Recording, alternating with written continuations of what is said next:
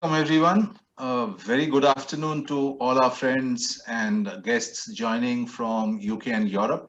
Good morning to our guests joining from the US, and a very good evening to our guests from India and Southeast Asia. Welcome to our seminar, which is part of a seminar series on the digital future for business and society, perspectives on AI challenges and opportunities. This seminar series is hosted jointly by Professor Yogesh Dwivedi. Professor Yogesh Dwivedi is Professor of Digital Marketing and Innovation, founding director of the Emerging Markets Research Center, EMARC for short, and co-director of research at the School of Management, Swansea University in Wales, UK. Our co-host for today is Professor Ramkrishnan Raman. Dr. Raman is our director at Symbiosis Institute of Business Management, Pune in India. He is also Dean Faculty of Management, and SIBM, as we are known in short, we are one of the top 10 B schools in the country. Our seminar series is supported by the Center for Technology, Innovation, Management and Enterprise, the University of Kent, UK, Digital Marketing and Analytics Special Industry Group at the Academy of Marketing, Grenoble IAE Graduate School of Management, which is a Grenoble INP school of the University of Grenoble Alps, Swansea iLab, Innovation Lab at the Swansea University, the e-business and the e-government Special Industry Group, British Academy of Management, and the UK Academy for Information Systems, known as UCASE in short. To tell you a little bit about the seminar series itself, this is inspired by various perspectives on artificial intelligence and its transformative potential, as presented in a recent perspective article by Dwivedi et al. 2019. AI undoubtedly offers a transformative potential for the augmentation and even potential replacement of human tasks and activities within a wide range of industrial, intellectual, and social applications. The pace of change in this new AI technological age is staggering, with new breakthroughs in algorithmic machine learning and autonomous decision making, creating new opportunities for continued innovation. The impact could be significant with industries and sectors ranging from agriculture, finance, healthcare, manufacturing, retail, supply chain, logistics, and utilities, all potentially disrupted by the onset of AI technologies. This seminar series presents various perspectives from a number of leading expert speakers to highlight both the opportunities and challenges posed by the rapid emergence of AI. Allow me now to introduce our speaker for today. So, Mr. Jack Spencer is an award-winning researcher and designer focused on people-centered innovation projects. He has a PhD in design for behavior change, which developed a framework for understanding and influencing behavior across different markets. Jack has worked on a diverse array of people-centered innovation and strategy projects for global brands, including Google, Facebook, IKEA, and Unilever, amongst others. Jack is a partner at Urban Scale Interventions, a creative studio that responds to changes in the places we live, work, and play. Through this, he uses people-centered design methodologies to develop technological, social, cultural, and physical solutions to challenges in our cities.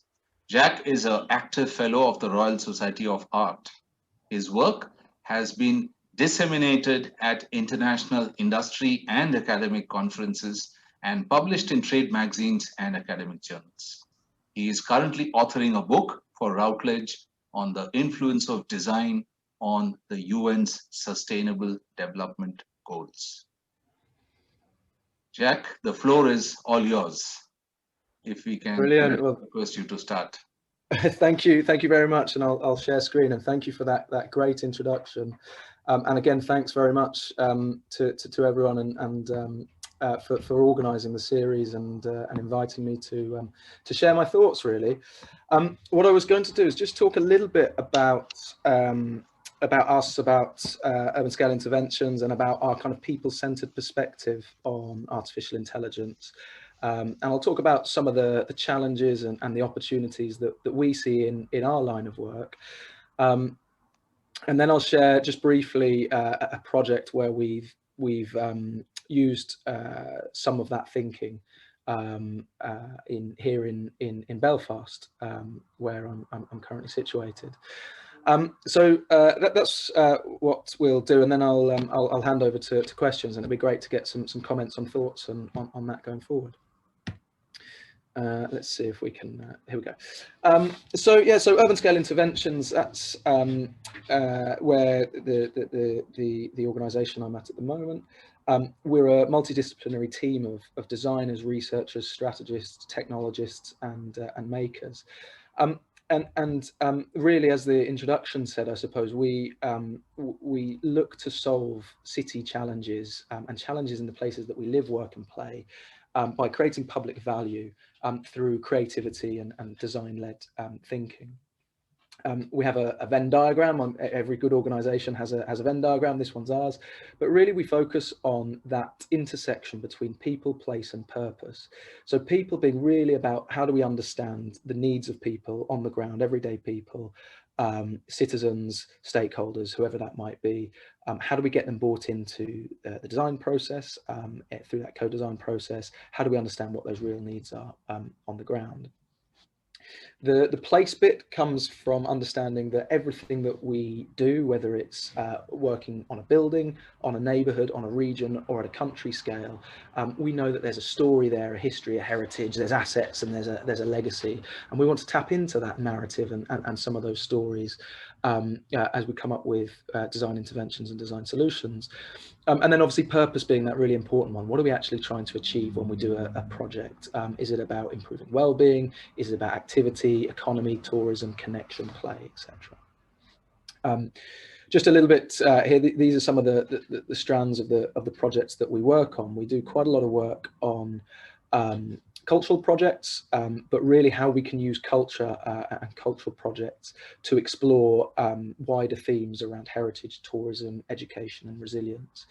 And obviously everything that we do at a cultural level, whether that's at a city scale or networked at a European or global scale, it's always about how do we strategically align to global goals, the UN SDGs or the World Health Organization goals, or whatever that might be.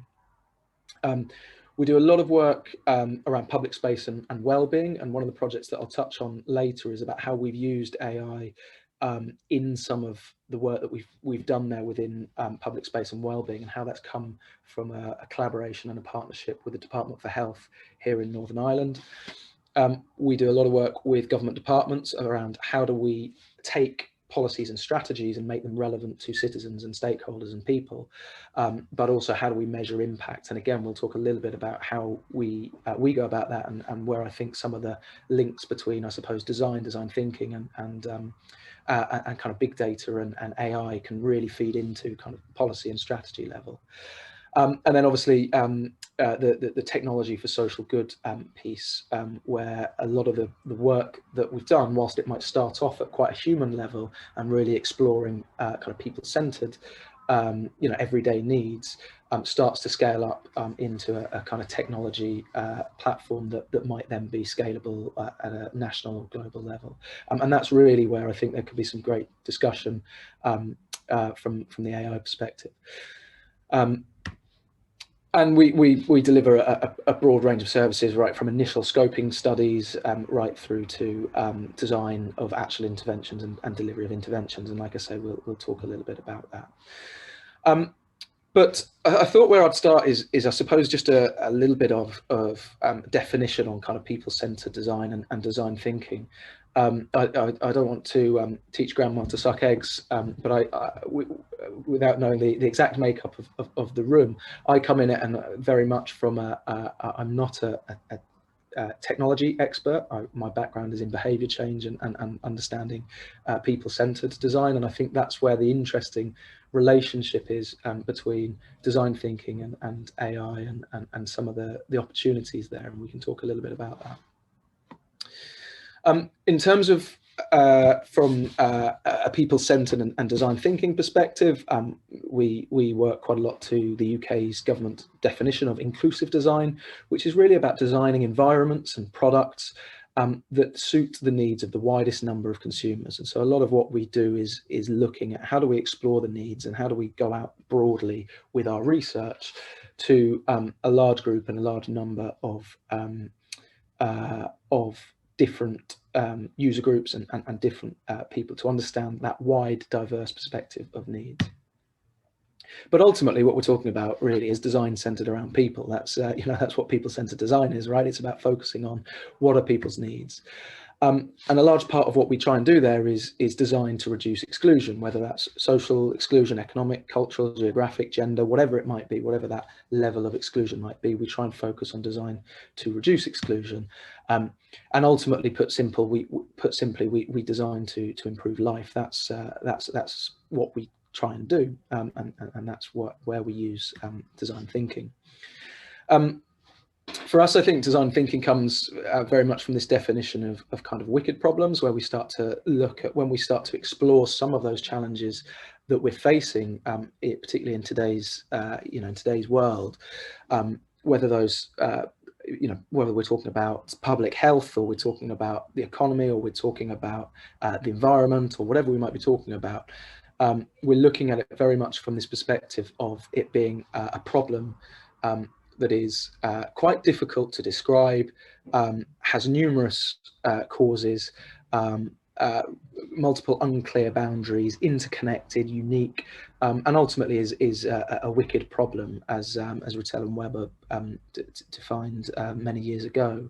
But ultimately, the societal problems that we're trying to deal with is don't have these right and wrong answers, and they're kind of continually ongoing.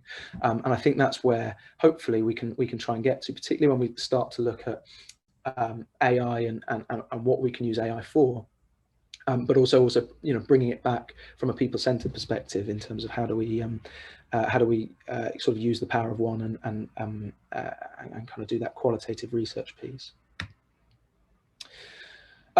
Just quickly for us, the way that we go about design is through the double diamond process, which is a process first coined, I think, by the UK government about 15 years ago, or the UK Design Council, sorry.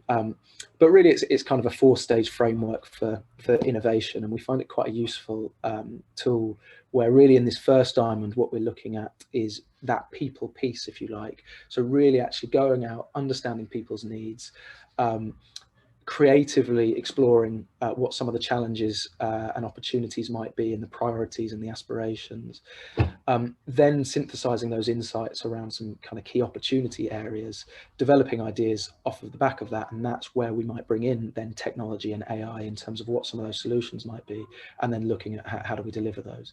So like I say, really it's about going out and creatively engaging stakeholders and citizens, and this is examples from a shop that we popped up in the high street in Belfast to ask people about their priorities for cultural development in Belfast. Then actually synthesizing and mapping what some of those opportunity areas are, whether that be geographic or thematically. Then actually co-creating some of those solutions with stakeholders and citizens on the ground. And obviously prototyping, testing, and iterating, and that's really where we bring in elements of technology to the development stage of it, and then obviously delivering what those interventions might be on the ground, whether that is an actual physical intervention, whether it's a technological intervention, whether it's a strategy or a policy. So that's really, I suppose, a little bit about us and our kind of way of thinking, if you like, and how we approach problems from a design perspective. I thought what might be quite useful, and I think when I was talking to Professor Yogesh about some of those challenges and opportunities from the design perspective, we thought it would be useful to outline what we see as some of the challenges for artificial intelligence and AI and technology development, particularly under that theme of kind of people-centered design, if you like. One of the big challenges that we see, and we know that the more we develop technological solutions to some of our challenges, and the more that it gets embedded in people's everyday lives, the less of this we might see. But at the moment, there's still quite a negative connotation, particularly with Joe Public, everyday citizens, if you like, around what actually is artificial intelligence, what's machine learning, what are these things, and there's been obviously a lot of negative press around some of that, in terms of everything from data breaches to mass unemployment, removal of freedoms, even kind of global warfare happening, with kind of machines, as it were, and there's still perceptions of this kind of dystopian view of what AI is, and so there's a little bit of a job there, if you like, to almost reframe with people, some of the benefits and some of the opportunities that AI has and can have when we're looking at improving people's lives and improving the places that we live and work in. There's also this interesting. I suppose interesting quote. I quite like this quote from Cathy O'Neill in the book Weapons of Math Destruction, where algorithms are just opinions embedded in code. And this was quite an interesting project that we did actually while I was at the Royal College of Art a couple of years ago. And I suppose it comes back to that idea of the issue or the challenge of playing the creator, if you like. And one of the things that we were looking at was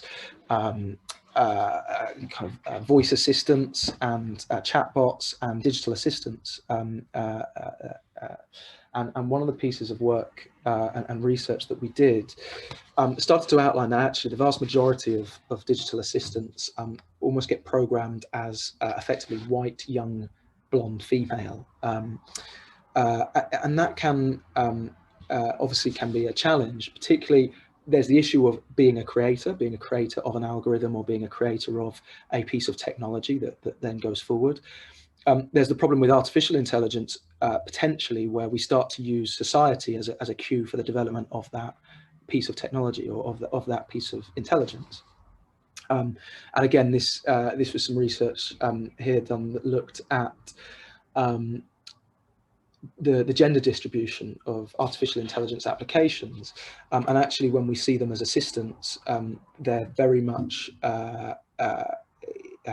majority female, whereas actually where we see AI played in movie roles, typically as a more dominant and authoritative figure, 74% of those in movie roles are male. So you start to see these kind of gender discrepancies or social cues, and you can start to see how artificial intelligence might start to learn negative impacts and things from our society, if you like.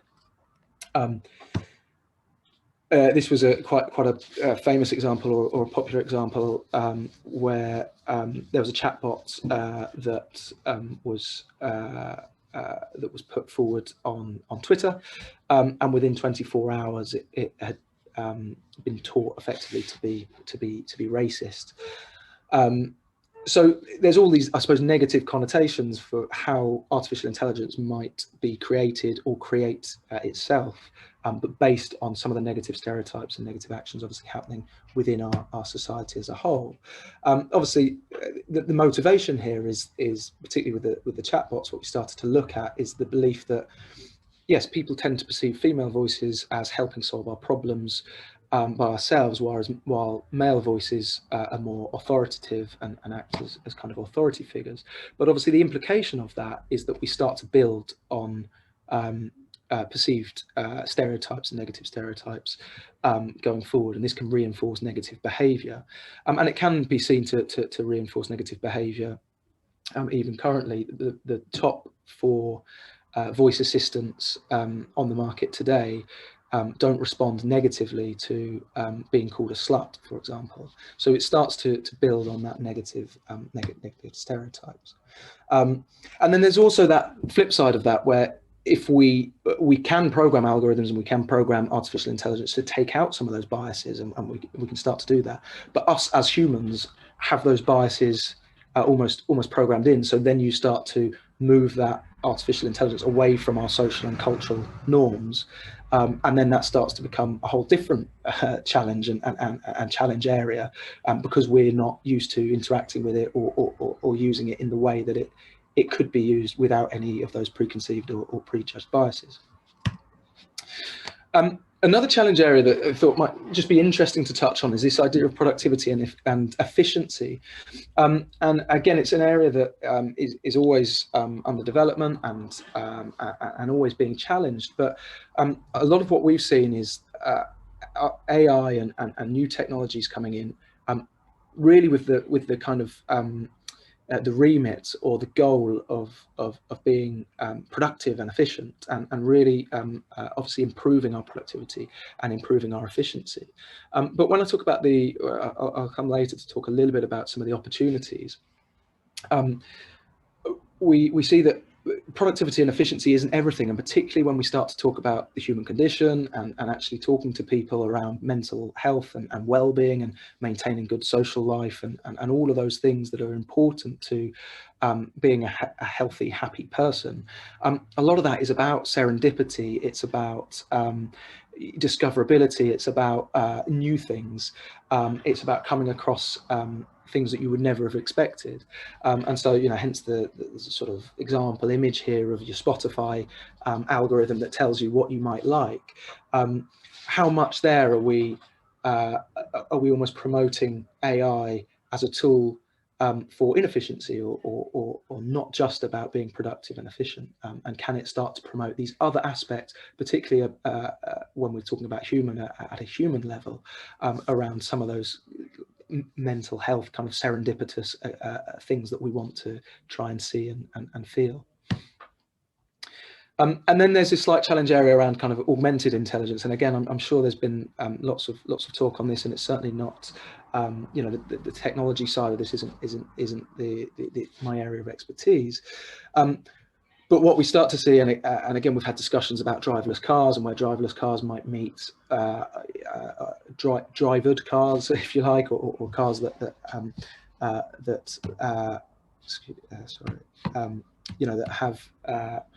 have a driver. This was one example where, again, we're in that sort of phase where if we're not fully intelligent, we're not fully artificially intelligent, then what are we? And is there a little bit of a confusing place there, particularly for that human interaction and that person? We did a project here again whilst at the Royal College of Art with people with dementia, and the daughter of this man who had dementia, she'd bought him an Alexa because that was actually quite a useful tool, and he could talk to this Alexa, and the Alexa could obviously do things, play music, etc. But at the same time, all that really happened was we created another technology user interface.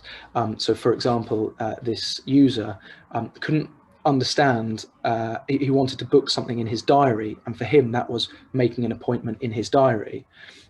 Whereas for Alexa, the command was to put something in my calendar, and there was a miscommunication, if you like, between that, and that frustrated the user. So we weren't quite fully intelligent, if you know what I mean, in terms of having that natural language interface and conversation. Now, obviously, we hope the more we go on, we will get there. But while we're in that transition phase, it causes challenges, and I think at best, that transition phase can be confusing and a bit frustrating. At worst, we can discriminate against users and be exclusive against users. So that's, I suppose, some of the negatives. I don't want to focus too much on the negatives, but I suppose within that, where we see is there's some real positives of how can we sort of use our experience and our knowledge of people-centered process to create some of those opportunities. One of those is looking at those softer goals. So we talked a little bit about the kind of that drive for productivity and efficiency that AI can do and is great at doing. But also, what happens if we delve into it a little bit more in terms of some of those softer goals and some of those that softer piece that we've spoken about. Again, this was that piece of work that we did on chatbots and voice assistants. And we went out and again did quite a small piece of user research, really, but with a group of a major global company, and we started to look at, well, what the future of their assistant could be, their workplace assistant or voice assistant could be. And rather than it be this kind of typical young secretarial sort of avatar, if you like, actually what people started to say was, well, we want someone wise and interesting and funny and someone that we can chat to within the work environment. And so, they started to come up with the likes of Judi Dench and David Attenborough as the sorts of assistants and personalities that they wanted to interact with. And I suppose that really got us thinking about these kind of new relationships that we're forming, and it really is that kind of new relationship with technologies and with kind of artificial intelligent technologies. That what is that relationship that we want to have? What are the personality traits that we want to give our technology, if you like, or we want our technology to adopt and adapt to? And is that something almost subservient, or almost, do we want our technology to be our pet? Do we want our technology to be a bit more authoritative and be our boss? Is it our friend? Is it our mother? What are the traits that we want to bring out from that from technology when we start interacting with it, and when it starts to develop? We think this is another piece, and again, there's probably a lot of work already that's been done here, but I think obviously continuing in terms of how do we combine some of that softer stuff and the qualitative stuff and some of that design thinking stuff with some of that big data stuff. And I think sometimes, particularly when we talk about the world's greatest challenges and the world's greatest social challenges, things like healthcare and education and the environment and all of these major things, we sometimes think really, really big because they are really, really big issues, and we think about the billions of people that are affected by them, and sometimes we lose touch that actually we talk quite a lot in the work that we do about the power of one. So if you go out in a qualitative interview and you hear one interesting thing from one person, that might be enough to actually get started and start to solve that challenge. So I guess all we're saying here really is that there's a marry up between the big data and the kind of thick data of actually talking to people and making sure they marry up, and that we're not just saying, right, we've got to solve education through AI, and there's other ways and means of how we understand what the challenge is within that and the opportunity areas within that. I think the other one that I'm really interested by and haven't got an answer for, but is how do we accept and understand the broader societal impact of some of the work that we do, and particularly some of the technologies that we implement. This is Hans Rosling, who does a great TED talk, but he talks about the greatest invention of the last century being the washing machine, because it effectively freed women from doing daily chores of laundry. That in turn led to a greater level of education, and that in turn led to mothers who were typically the people who raised the kids, actually being able to teach their children how to read, how to write, how to explore, how to create, etc.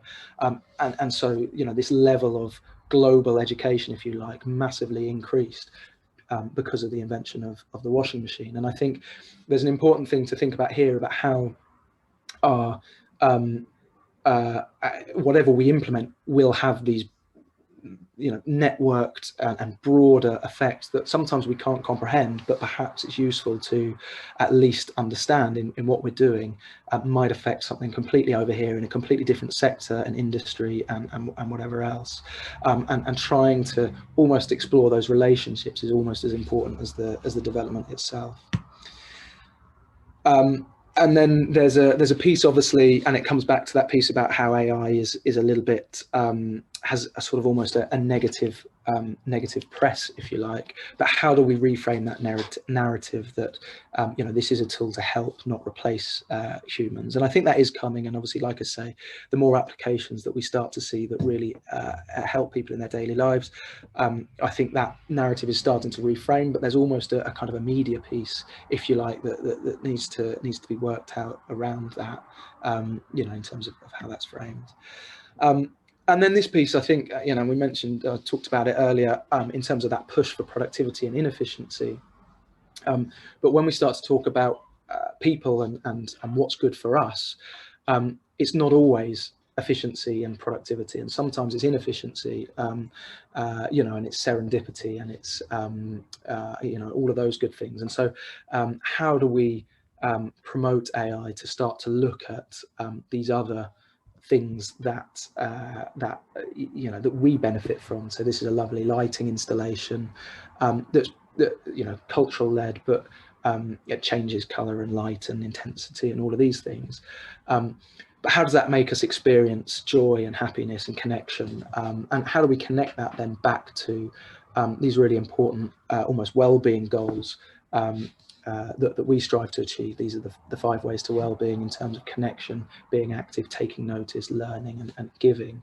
And how can AI start to do that and start to play on some of those softer goals that ultimately us to lead healthy, happy lives as humans want to go on to. And I suppose that touches really on this, which just says, how do we actually measure some of those things? How do we measure joy? How do we measure pleasure? How do we start to do that so that we can build it into our models that we're making to say, okay, actually, yes, we increased efficiency X amount, but really importantly, we increased human connection by this much, or we increased human happiness or joy or pleasure or experience. And so how do we start to build that into some of those technology models is quite interesting as well. So those, I suppose, were my broad thoughts around some of the challenges and opportunities. I just wanted to touch on for 5 minutes or so before we can look at questions, on where we've looked at doing that in a city context, if you like. So this is, I'll just pull this up. But this is a project called Our Future Foil, and it's a project that we're doing in Londonderry in Northern Ireland. And it's really focused on a place, so it's focused on the city of Derry, Londonderry. And the foil is the river that runs between runs right through the city. And not to get too deep into the context, but Londonderry, there's a history of trauma. There was a conflict there, the largest and longest running civil conflict in Europe from the late 60s until the late 90s. And there was loss of life, and there was division in the city and that sort of thing. And sadly, the river within the city has become synonymous with that divide, if you like, and it's become synonymous with a mental health challenge and a well-being challenge. And unlike most city rivers, where there's kind of amenities and promenades and things that you can do, really the city here in Derry almost turned its back on its river because it was seen as this quite divisive piece of city infrastructure. And it became synonymous, like I say, with some of the mental health challenge and a challenge around suicide. And so we were brought in really to look at a creative and innovative approach to dealing with suicide prevention along this piece of city infrastructure and along the river. And really what we started to look at was how could we reframe reframe the challenge around from suicide, which has these very negative connotations, towards positive connotations around well-being and better well-being, and how can we regenerate that riverfront, but with social, economic and health impacts there as well. So one of the things that we did, we went through that design process that I was talking about, that kind of double diamond, if you like. So we went out and we spoke to people about their river. We spoke to the positives and negatives. One of the things that we did was, try to do that quite creatively. So not just about sort of surveys and interviews, but through art and culture. So this was an art installation that we did along the river, and what we realized is when we actually spoke to people, one of the positive things that they spoke about when they talked about the river was a whale that swam up the river in the 1970s, and everyone kind of came to look at this whale because it got a bit lost down the river. So we used that as a prompt to create an art installation that brought back the story of that whale. But really importantly, what it did was we used it as a tool to engage citizens in the story of their riverfront, and how can we better utilize and use that riverfront for positive impact and positive well-being. And we did all sorts of kind of creative engagements. We did, we hosted cinema clubs in the city and all sorts of stuff like that. But importantly, all of that was based around that engagement. So even when you bought your tickets for the cinema, it had questions around positive uses of that riverfront and how can we better use that riverfront. And we went out and did lots of kind of citywide engagement, fairly sort of typical design engagement and qualitative engagement along the city. That led to an academic model, and I won't go into too much detail in that, but it looked at kind of some of the behaviour change elements of how we might want to approach better well-being in terms of kind of physical support, softer supports, and also increasing footfall. How do we raise awareness, identify vulnerable people, and support those vulnerable people when they're in need.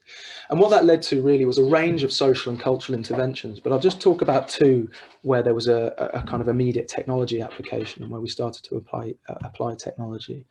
One was around the foil bubbles, and the foil bubbles really came from the insight that there was a lack of kind of things to do and a lack of presence and activity along the riverfront. So what we started to look at doing was introducing these bubbles.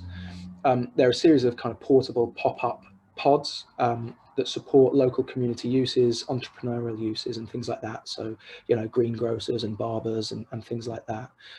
But also, more community uses around, gyms and events and things like that. And they're on wheels, and so they can be moved around the riverfront as and when is kind of needed, to really try and bring some festivity and some animation and some activation back to that riverfront, and almost increase the eyes and the ears along the riverfront. So you create a kind of community response rather than just a clinical response to mental health issues in that area. But importantly, I suppose, from the technology side of things, we could start to look at how they respond to city challenges, how they respond. This is, for example, at nighttime, how they might light up along the river. So they start to light up secluded areas of the water and act as beacons within the city. But also, really importantly, how we might be able to embed smart technologies into those. So this is a short clip. Play me some music then, Bubble. Aye, here's your tunes.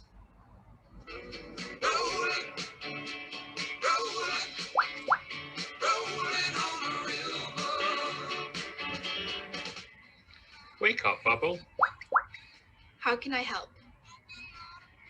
Where can I find something local to eat? Try that wee place up on the right. Sounds great. Thanks, Bubble. No problem. So the important thing here again is, you know, and it comes back almost to that voice assistant example that I was giving earlier, but how can we use those as city infrastructure, almost as citywide voice assistants for tourism for locals? But I think for us, again, equally what was really important is how do we start to provide almost activation and animation that's there even when these bubbles and these pods aren't used by entrepreneurs or communities, so at night. So yes, it might be a bit of fun about how do you, you know, can you play me some music while I'm walking down the river, and that starts to build that sense of animation along the riverfront. It can be for tourists, you know, where can I find something to do? But really importantly, you know, obviously it starts to act into some of that security within cities. So, you know, can we start to look at how we tackle some city challenges around some of those security elements? But from our side, particularly when we're looking at the well-being, it also starts to look at, can we use this kind of technology, city infrastructure and technology, to look at well-being and look at people along the river, particularly late at night and when it's secluded, from a mental health and well-being perspective. So yes, it's about tourism, and it's about economy, and it's about navigation in the city, but it's also actually about you know, looking out for people who might be vulnerable at the river's edge. We also looked at how we could do that through pop-ups and installations, and again, you know, this kind of builds on some of that, I suppose, but how we might use technology here, but in this sense, kind of responding and being programmed, so responding to people as they pass by. But again, from a mental health and well-being perspective, how do you start to bring life to places within the city where potentially they're secluded or isolated and at night? And how do you build technology applications into infrastructure where you might not always be able to build a physical piece of infrastructure? I was going to leave it there and I suppose open it up to questions. Hopefully that gives a little bit of background as to us, some of that human-centered perspective of where we see design thinking and artificial intelligence, and then how we've applied it to kind of a city scale, I suppose. But I welcome questions. Wonderful, absolutely wonderful. Jack, many congratulations. It's amazing the kind of work that you and your team are doing with a hardcore of design thinking and then blending AI around that. Many congratulations. Thank you. And it was a very lucid narrative. Professor Yogesh, your thoughts? Yeah, just I'm equally fascinated actually to hear the talk, and this talk just demonstrates that you know, when we talk about AI, we just think about technology. We don't think about things around the technology actually. And what Jack had just narrated is shows that much more actually required, and especially think from our perspective as a management researcher, as a social scientist.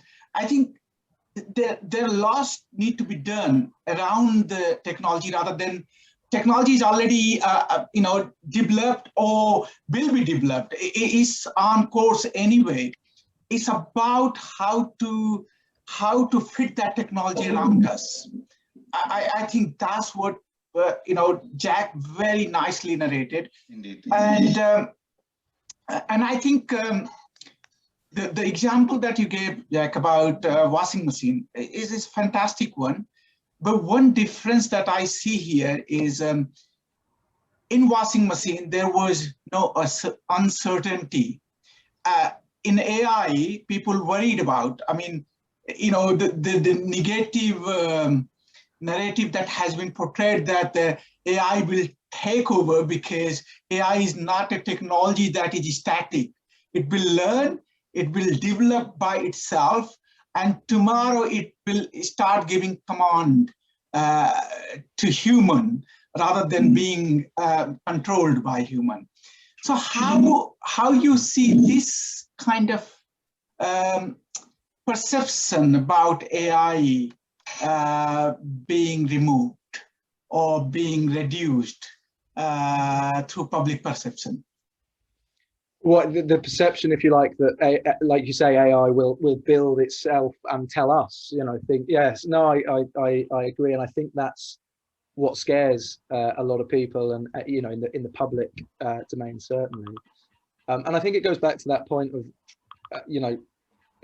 I don't have the answer, but I think we need to try and work out how are we building AI? How does it build itself? When it does, and how what cues does it use to build itself? And I think one of the things that I find really interesting is that we might be, I haven't seen it fully yet, but we might be able to build a piece of technology that's completely bias free and has no biases whatsoever. But will we then be able to understand it, because we have so many biases, our whole and we might not be able to use it or understand it, or we might not have that interaction with it because our whole life is built on biases and social and cultural norms and all of these things. So that's a really interesting area, and I don't know if there is an answer to it. I haven't seen one yet, but it is quite interesting. And I think just on that piece of AI telling us what to do, I agree, and I think there's a positive and negative spin on that. There's a negative spin of we're going to lose all our jobs and potentially worse, and we become extinct or whatever else, and AI completely takes over, and that's the dystopian narrative that you could see. I suppose on the positive side of that, and if we get it right, it would be quite nice to have some artificial intelligence tell you, hey Jack, you need more joy in your life right now, you're too stressed, or you need more happiness, and here's how you should do it, and that that could be quite nice equally. So I think there's definitely there's a media piece in there as well about how it's perceived, and again, I don't have the answers to that, but yeah, very spot on, Jack. I think many societies has corruptions and corrupt people, and they can't deal with honest people, right? And exactly in the same way as you said, that if you create an AI which is unbiased, completely unbiased, would actually most of us able to deal with that or able to use that kind of AI? It will be very difficult because we are tuned in certain way. And if AI is tuned in different way, probably we won't able to interface. So yeah, spot on. I stop here because there are other questions in the chat box, which Professor Bhattacharya. Sure. So, Jack, with your permission, I'll pick up some of the questions. So we have a question from Francine, who writes, you mentioned teaching AI unbiased behaviors that would in turn change humans' negative biases. Could you kindly elaborate a little bit more? Yeah, well, I think it touches on what we've just spoken about there. That if you can teach an AI, or if an AI can be developed that has no negative biases, what is that impact on us? And how do you mirror ourselves up against that to say, oh well, hang on a minute, we've been doing it all wrong for so many years, or whatever. So I think there's definitely that piece. Excuse me.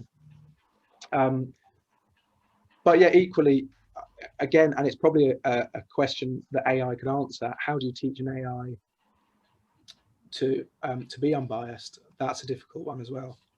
Excuse me. Absolutely. So it's a kind of a dichotomy or a contrast between modeling human behaviors with its biases and stereotypes included, and trying to go to a very sterile, unbiased AI-based approach, which might actually reduce its usage, because everyone will say, hey, I can't identify with him, and it looks almost inhuman. I guess it's a very interesting one, yeah? It's a chicken egg problem. In order to make AI unbiased, you have to make human unbiased, who is actually designing that AI. Indeed. And the data that is inputted in that AI. So if you can remove the biasness in those aspects, probably AI will be unbiased. And that's how you can teach, basically.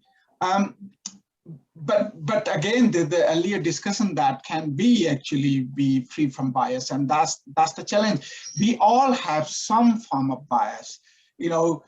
depending upon who we are in terms of our gender, our ethnicity, our cultural background, and many other things, a political orientation, all that brings our perspective and uniqueness, and that has impact in design and development of these technologies, actually. So we'll see, actually, how future shape these things. But then there is a question, Professor Bhattacharya, from Annie. Yes, yes. So I'll read out her summary because she's written a long question. Her summarized question is, what are your views on the degree of substitutability, my apologies, between human and machine interaction in the utility function of a person? I suppose, is that in terms of how we almost replacing a person and having the having that interaction? Yeah, I mean, I think again, it's something that that we'll see going forward. Excuse me. Look, we've seen lots of applications of it, and it be very useful for, I gave the dementia example for example earlier, and there's some real positives, and we know that it can be used really positively. I think at the moment we're in that situation where we're in that kind of augmented intelligence where actually a lot of what we've created so far is a new form of interface, effectively, or new forms of interface design, which is fine, because I think we will get to completely natural interactions, but until we get there, we'll be in this kind of learning new forms of interface and new forms of interaction with technology, and I think that's quite interesting in itself, because if we and it kind of feeds into that media perception, because if we if we sell a tool to solve a problem and it doesn't, because there's an interface issue or there's an interaction issue, then you've piled on more negative stigma and more negative pressure around AI and the benefits or the negatives of AI. I mean, I fully agree, and I think there are places where probably substitutability is desired. So, for example, working in mines, yeah, who want to, we have all seen the cases where humans been in trouble when they have been working in mines, things got closed and they couldn't take them out, and lots of other things. Working in, for example, a steel plant, yeah, where things are very dangerous. In India, for example, working in sewerage, where human has to actually do cleaning part, and that's not desirable. If machine really can replace those tasks fully, then obviously we all probably want those kind of things. However, at the same time, there might be things where we don't want machine to fully invade and to fully replace human. Be it you go to post office, you want to talk to a person at counter, and that's a kind of social activity. You probably don't want to completely replace that. You probably want to keep some element of humanness over there. I just gave a very generic example, but there are many places where you want human. For example, in hospitals, obviously AI can do wonderful operations, right? Surgeries, the more accurate, more precise, and more effective surgery probably some of the AI applications can do than human. But you don't want to remove the human element completely from the hospitals, because something is empathy and sensitivity. When someone is not feeling good, someone talk to the person and say, oh, you will be fine.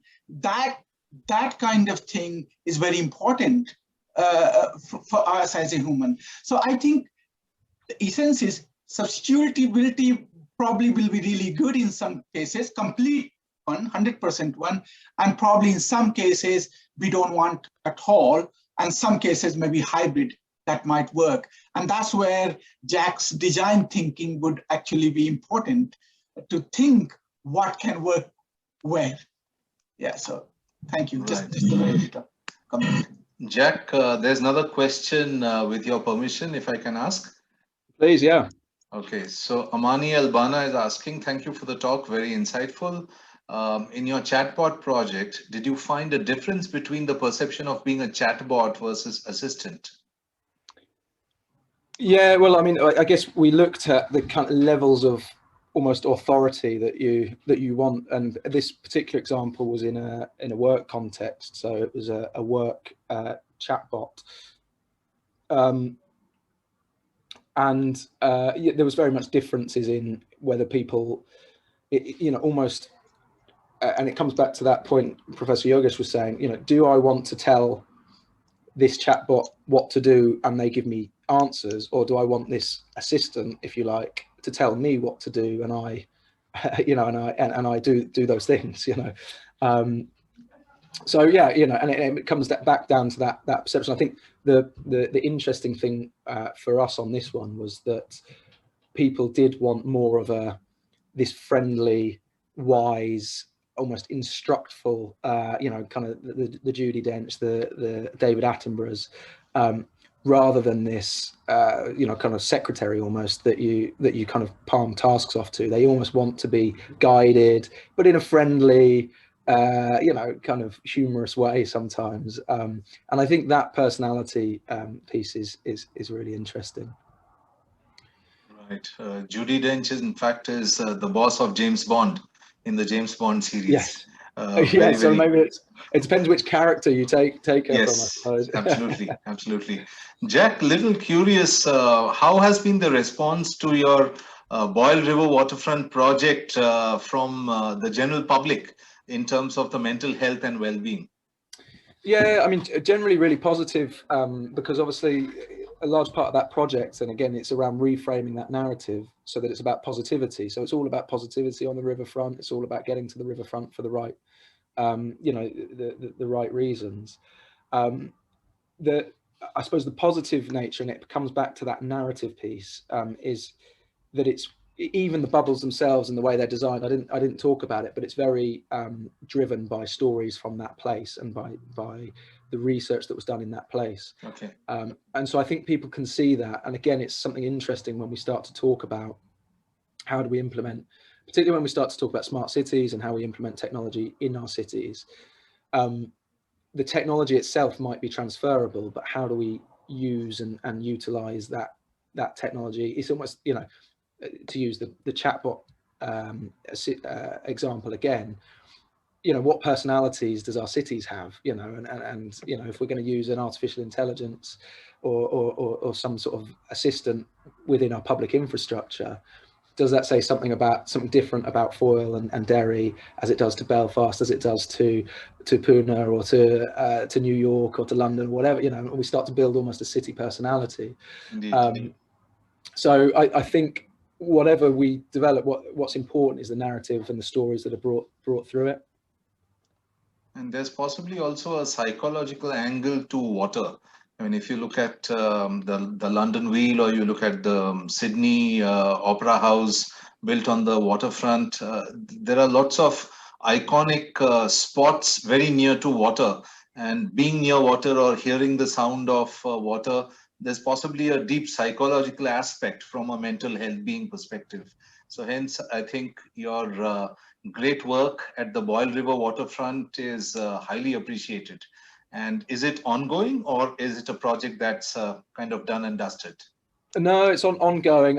We're into the interesting sort of section now of government departments and procurement and getting it delivered. But that's good fun in itself, and I'm sure there's AI that can help with that as well. Absolutely. Yes, Professor Yogesh. Yeah, please. I'm just curious, how, Jack, you planning to evaluate the success of this project? what kind of measurement? It is just footfall, or number of people coming there, or some other sorts of engagement? How are you measuring it actually? Yeah, well, again, and this is something that's really interesting, I think. In terms of that city-wide project, we're looking at people coming to the riverfront for the right reasons, and footfall and engagement and things like that. We're looking at people coming to certain areas of the riverfront, secluded areas versus active areas. But we're trying to embed within that, I suppose, more qualitative measures, around, whether it's surveys or whether it's actually interviews and things like that, and perceptions of the riverfront, and having a perception study.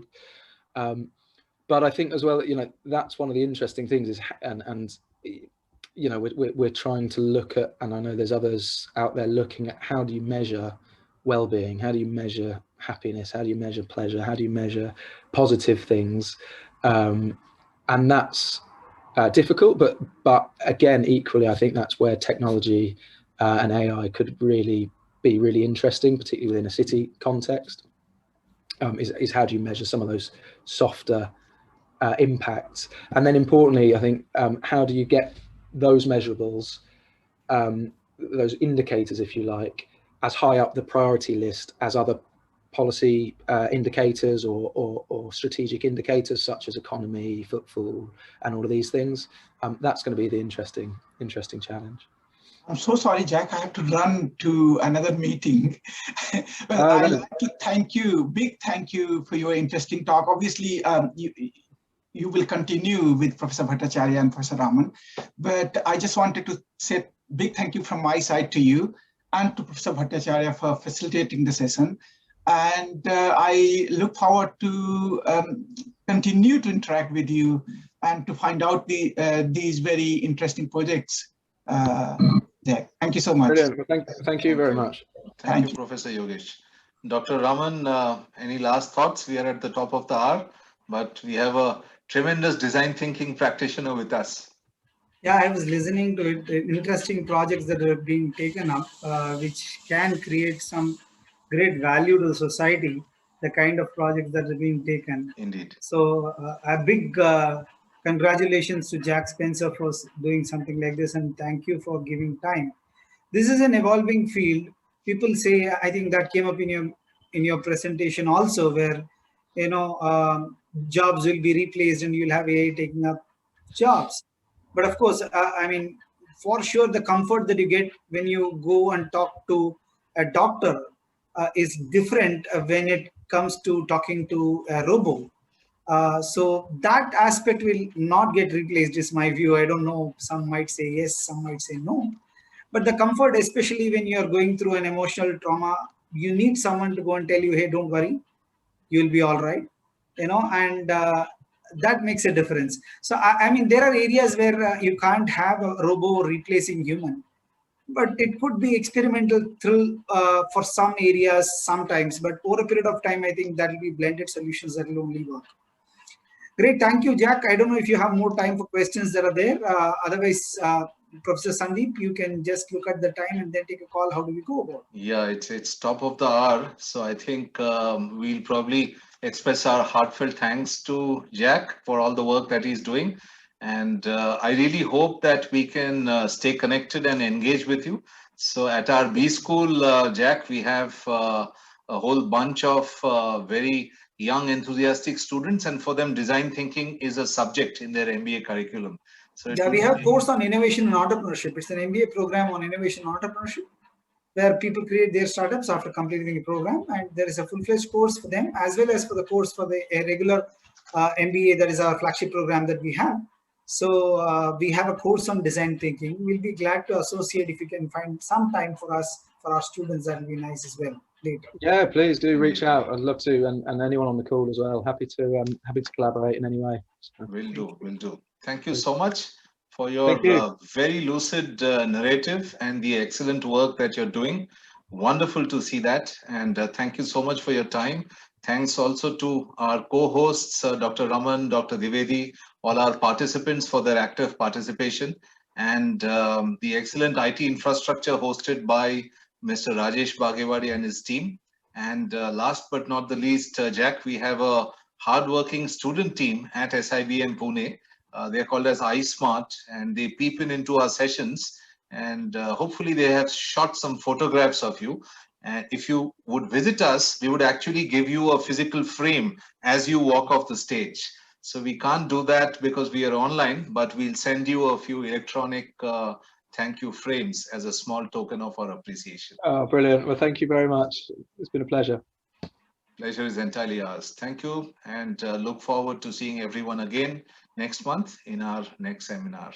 Have a good day. Have a good evening.